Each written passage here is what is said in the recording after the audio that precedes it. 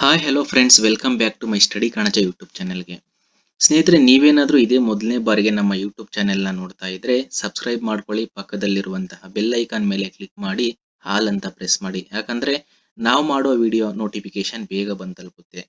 ಬನ್ನಿ ಸ್ನೇಹಿತರೆ, ಈ ಒಂದು ವಿಡಿಯೋದಲ್ಲಿ ನಮ್ಮ ಕರ್ನಾಟಕ ಸರ್ಕಾರದ ಸಮಾಜ ಕಲ್ಯಾಣ ಇಲಾಖೆಯ ಅಧಿಕೃತವಾಗಿ ಪ್ರಕಟಣೆ ಮಾಡಿರುವ ಪರೀಕ್ಷಾ ಪೂರ್ವ ತರಬೇತಿ ಕೇಂದ್ರದ ಬಗ್ಗೆ ತಿಳಿದುಕೊಳ್ಳೋಣ. ವಿಡಿಯೋನ ಸ್ಕಿಪ್ ಮಾಡದೆ ಕೊನೆವರೆಗೂ ನೋಡಿ.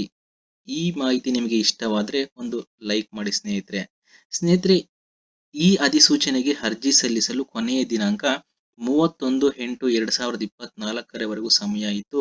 ಆದ್ರೆ ಈಗ ಇದನ್ನ ದಿನಾಂಕ 30 ನವೆಂಬರ್ 2024 ಎಕ್ಸ್ಟೆಂಡ್ ಮಾಡಿದ್ದಾರೆ. ಈ ಒಂದು ಫ್ರೀ ಕೋಚಿಂಗ್ಗೆ ಅಪ್ಲೈ ಮಾಡಬೇಕಾದ್ರೆ ಯಾವ ಅರ್ಹತೆಯನ್ನ ಹೊಂದಿರಬೇಕೆಂಬುದನ್ನು ತಿಳಿದುಕೊಳ್ಳೋಣ. ಸ್ನೇಹಿತರೆ, ಮೊದಲನೇದಾಗಿ ಅಧಿಸೂಚನೆ ಬಗ್ಗೆ ಈ ರೀತಿ ಇದೆ ನೋಡಿ. 2024 ಮತ್ತೆ 25ನೇ ಸಾಲಿನಲ್ಲಿ ಸಮಾಜ ಕಲ್ಯಾಣ ಇಲಾಖೆ ಪರೀಕ್ಷಾ ಪೂರ್ವ ತರಬೇತಿ ಕೇಂದ್ರದ ಮೂಲಕ ಪರಿಶಿಷ್ಟ ಜಾತಿ ಅಭ್ಯರ್ಥಿಗಳಿಗೆ ಸಬ್ ಇನ್ಸ್ಪೆಕ್ಟರ್ ಪ್ಯಾರಾಮಿಲಿಟರಿ ಪೂರ್ವ ನೇಮಕಾತಿ ತರಬೇತಿ ನೀಡುವ ಸಂಬಂಧ ಕರ್ನಾಟಕ ರಾಜ್ಯದ 4 ಕಂದಾಯ ವಿಭಾಗಗಳಲ್ಲಿ ಪ್ರತ್ಯೇಕವಾಗಿ 75 ದಿನಗಳ ವಸತಿಯುತ ತರಬೇತಿ ನೀಡುವ ಬಗ್ಗೆ ತಿಳಿಸಿಕೊಟ್ಟಿದ್ದಾರೆ.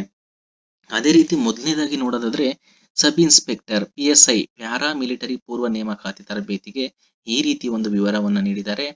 ಪರಿಶಿಷ್ಟ ಜಾತಿ ಅಭ್ಯರ್ಥಿಗಳಿಗೆ ವಸತಿಯುತ ಸಬ್ ಇನ್ಸ್ಪೆಕ್ಟರ್ ಪ್ಯಾರಾಮಿಲಿಟರಿ ಪೂರ್ವ ನೇಮಕಾತಿ ತರಬೇತಿ ನೀಡುವ ಸಂಬಂಧ ಕರ್ನಾಟಕ ರಾಜ್ಯದ 4 ಕಂದಾಯ ವಿಭಾಗಗಳಲ್ಲಿ ಪ್ರತ್ಯೇಕವಾಗಿ 75 ದಿನ ವಸತಿಯುತ ತರಬೇತಿ ನೀಡಲಾಗುತ್ತೆ. ಈ ಒಂದು ತರಬೇತಿ ನೀಡಲಾಗುತ್ತದೆ. ಇದಕ್ಕೆ ಒಂದು ವಯಸ್ಸಿನ ಮಿತಿಯನ್ನ ಕೊಟ್ಟಿದ್ದಾರೆ. ಕನಿಷ್ಠ 21 ವರ್ಷ, ಗರಿಷ್ಠ 32 ವರ್ಷ ಆಗಿರಬೇಕಾಗಿರುತ್ತೆ. ಅದೇ ರೀತಿ ಸೇವಾ ನಿರತವಾಗಿರುವ ಅಭ್ಯರ್ಥಿಗಳಿಗೆ ಗರಿಷ್ಠ 40 ವರ್ಷ ಇರುತ್ತೆ. ಇದಕ್ಕೆ ವಿದ್ಯಾರ್ಹತೆ ಅಂದ್ರೆ ಕ್ವಾಲಿಫಿಕೇಶನ್ ಯಾವ ರೀತಿ ಇರುತ್ತೆ ಅಂದ್ರೆ, ಅರ್ಜಿ ಸಲ್ಲಿಸಲು ನಿಗದಿಪಡಿಸಿದ ಕೊನೆಯ ದಿನಾಂಕದೊಳಗೆ UGC ಇಂದ ಮಾನ್ಯತೆ ಪಡೆದ ಅಂಗೀಕೃತ ವಿಶ್ವವಿದ್ಯಾಲಯದಲ್ಲಿ ಪದವಿ, ಡಿಗ್ರಿ ಅಥವಾ ತತ್ಸಮಾನ PUC ನಂತರ ಪದವಿಗೆ ಸಮನಾದ ಯಾವುದೇ ವಿದ್ಯಾರ್ಹತೆ ಶಿಕ್ಷಣ ಪಾಸ್ ಮಾಡಿರ್ಬೇಕಾಗಿರುತ್ತೆ.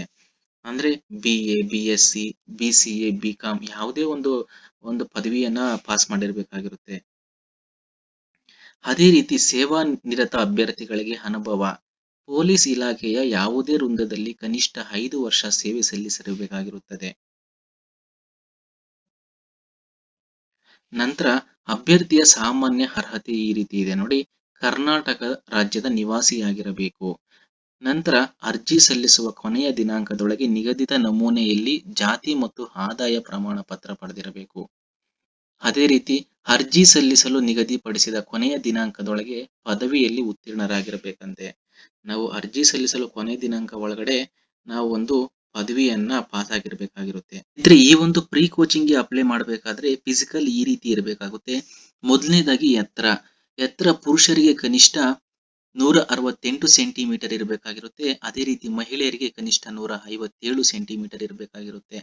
ಅದೇ ರೀತಿ ತೂಕ ನೋಡೋದಾದ್ರೆ ಪುರುಷರಿಗೆ ಕನಿಷ್ಠ 50 kg, ಮಹಿಳೆಯರಿಗೆ ಕನಿಷ್ಠ 45 kg ತೂಕವನ್ನು ಹೊಂದಿರಬೇಕಾಗಿರುತ್ತೆ.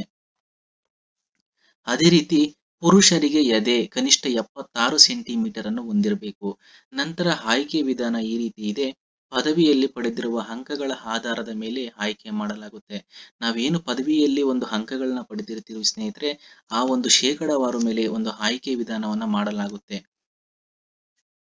ಅದೇ ರೀತಿ ಸ್ನೇಹಿತರೆ, ಈ ಒಂದು ವಿಡಿಯೋನ ಹೆಚ್ಚಾಗಿ ಶೇರ್ ಮಾಡಿ, ಯಾಕಂದ್ರೆ ಎಷ್ಟೋ ಬಡ ಕುಟುಂಬದ ವಿದ್ಯಾರ್ಥಿಗಳಿಗೆ ಸರ್ಕಾರಿ ಉದ್ಯೋಗ ಪಡೆದುಕೊಳ್ಳಬೇಕೆಂಬ ಕನಸನ್ನ ಕಂಡಿರ್ತಾರೆ.